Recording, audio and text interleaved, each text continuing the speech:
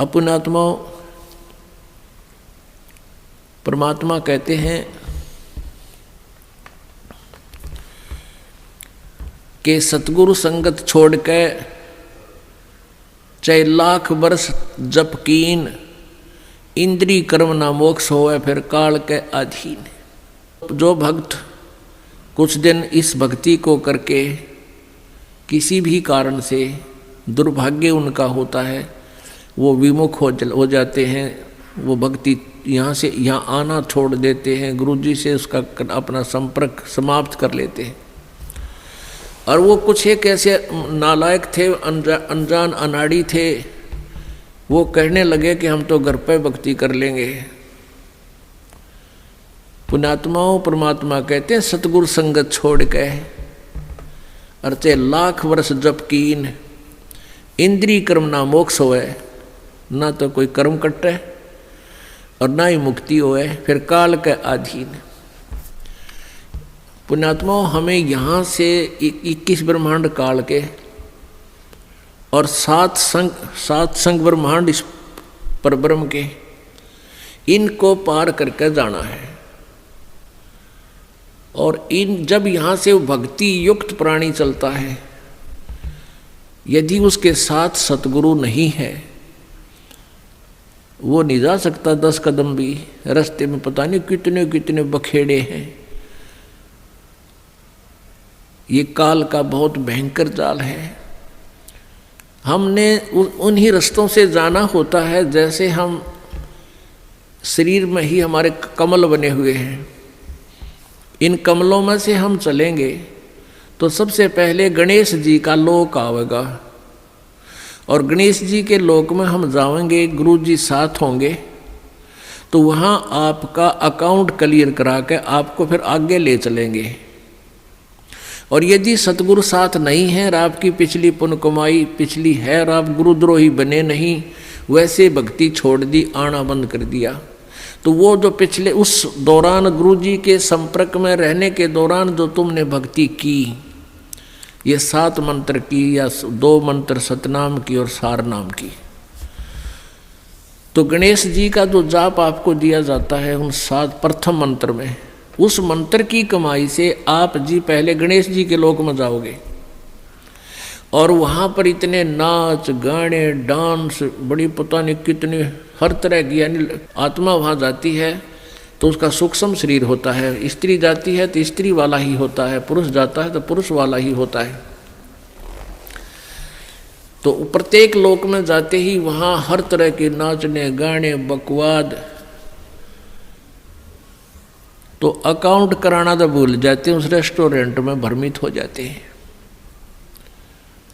और फिर वहाँ उनको गण बना दिया जाता है, उन्हीं की पुण्य कमाई से वहाँ वो ठाठ करते हैं और सारी बकवाद करते हैं, नाचने गाने डांस, कोई काम में कोई ना, जैसे रेस्टोरेंट में चले गए वहाँ अपनी पूंजी खर्च होती है, वहाँ कुछ भी बकवाद देखो और खाओ सुनो, तो वो पूंजी नष्ट होते ही वहाँ से बाहर निकाल देंगे। फिर विष्णु के लोक में, विष्णु जी के लोक में जो आपने मंत्र जाप कर रखा है उसकी कमाई समाप्त होती है। फिर शिव के लोक में वो कमाई खत्म होते ही फिर दुर्गा के लोक में, फिर वो कमाई खत्म होते ही फिर आपका जो सतनाम का प्रथम और द्वितीय मंत्र है, प्रथम मंत्र जो ओम नाम है वो ब्रह्म का फिर ब्रह्म लोक में, और दूसरा जो तत्व मंत्र है उसके लिए इस काल ने अपने एक ब्रह्मांड में ब्रह्मलोक में ही अलग से नकली सतलोक अलखलोक अगमलोक नामी लोक की रचना रच रखी है। उस दूसरे मंत्र की जो सतनाम के अंदर जो 2 मंत्र हैं उसकी कमाई से उसको ऊपर नकली सतलोक में छोड़ देते हैं। और जिसने तीसरे नाम का भी जाप कर रखा है उसके लिए काल ने वो आगे के अलखलोक और अगमलोक और बना रखे हैं नकली, उनमें पड़ा रहे। और जब इसका कत्ती सारा नाश होले भक्ति का, फिर नरक में ठोक देते हैं।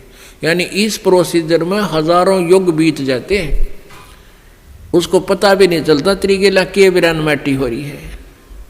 तो सतगुरु कहते हैं शिव मंडल ब्रह्मापुरी चाहे विष्णु लोक में हो, अमरे गुण भूले नहीं तो आण छुटाऊं तो।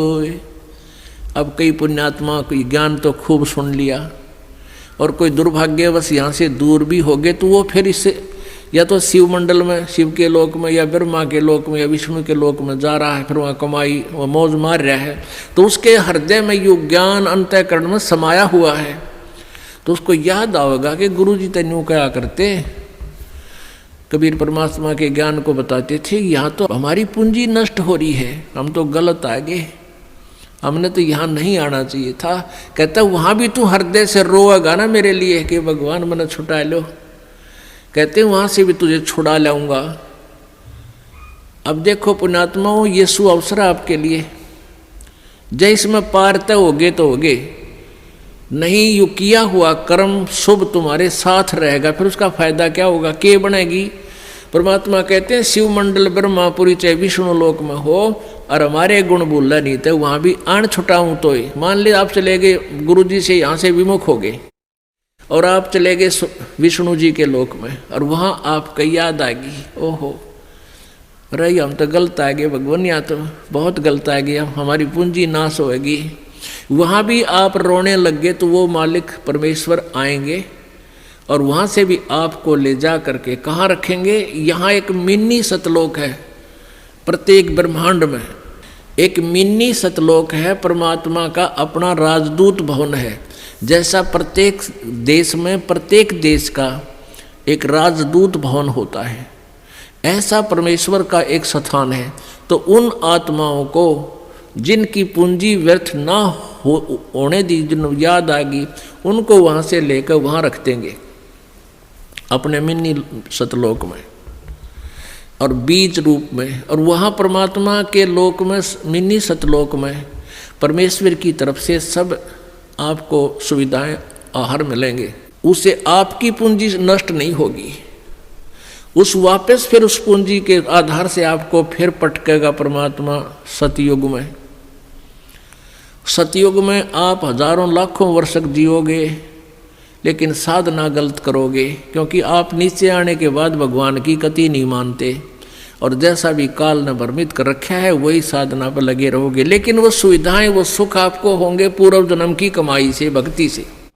और आप सोच रहे होगे कि मैं जो भक्ति कर रहा हूँ, ये साधना कर रहा हूँ, मुझे इसी से सुख है। इस प्रकार सतयुग त्रेता द्वापर में आप अपने पुण्यों का नाश कर लोगे, कभी राजा बनोगे, कभी पृथ्वीपति बनोगे, कभी स्वर्ग में जाओगे हैं, और फिर आप कलयुग में होगे।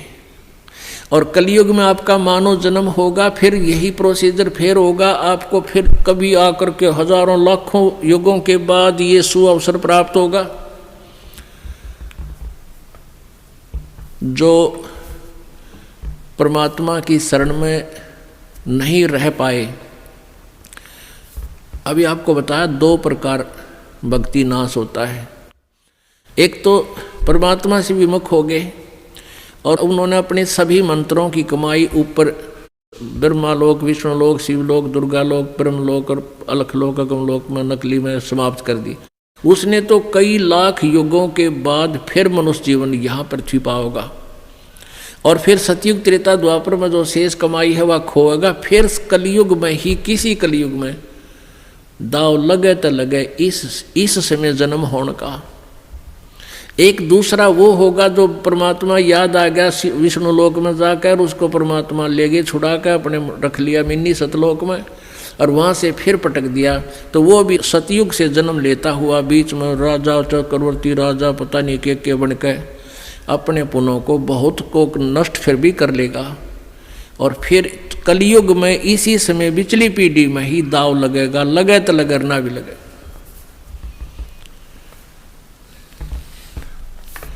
तो परमात्मा कहते हैं सतगुरु संगत छोड़ कर लाख वर्ष जप कीन, इंद्री क्रमना मोक्ष होवे फिर काल के अधीन। जब ये प्राणी यहाँ से चलता है, आगे नरी अप्सराएं नाच रही होती हैं या युवा देवता होते हैं, दोनों तरफ के मेल फीमेल को अट्रैक्शन करने के लिए इसने पूरा जुगाड़ कर रखा है। और सबसे बड़ी कमजोरी है इस जीव की, वो फिर भूल जाता है, सब कुछ भूल जाता है और काल के जाल में फंस जाता है।